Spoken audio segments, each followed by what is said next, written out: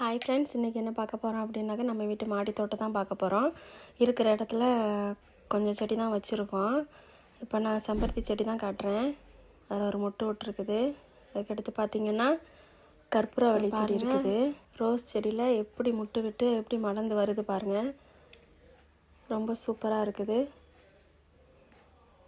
இது வரைக்கும் நம்ம சேனல் சப்ஸ்கிரைப் பண்ணாதவங்க சப்ஸ்கிரைப் பண்ணிவிட்டு பாருங்கள். பார்த்திங்கன்னா இன்னொரு ரோஸ் செடி ஒன்று வச்சுருக்கோம்.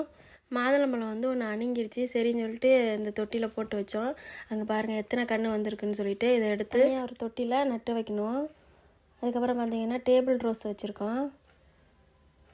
மல்லிகை செடி அது பூத்து ரொம்ப வளர்ந்துருந்துச்சு, அதை கட் பண்ணி விட்டோம். இப்போ கொஞ்சம் நல்லா கொழுந்து விட்டு வருது.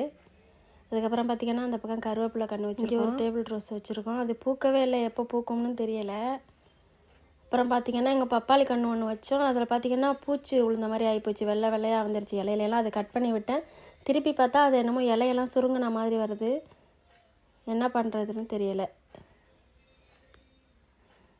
அப்புறம் பார்த்திங்கன்னா இந்த பக்கம் டேங்கு பக்கத்தில் நித்தியமல்லி செடி வச்சுருக்கோம். இதையுமே கட் பண்ணி விடணும், ரொம்ப அப்படியே காஞ்ச மாதிரி ஆகிப்போச்சு. இன்றைக்கி மத்தியான சாப்பாடு பார்த்திங்கன்னா நம்ம வீட்டில் கருவாட்டு ரசமும் முட்டை ஆம்லெட்டும் தான். இந்த வீடியோ பிடிச்சிருந்தா லைக் பண்ணுங்கள், ஷேர் பண்ணுங்கள், கமெண்ட் பண்ணுங்கள். எனக்கு அதிகமாக சப்ஸ்கிரைபரும் இல்லை, வியூவர்ஸும் இல்லை, ரொம்ப கஷ்டமாக இருக்குது ஃப்ரெண்ட்ஸ். பார்க்குறவங்க எல்லோரும் சப்ஸ்கிரைப் பண்ணிவிட்டு பாருங்கள்.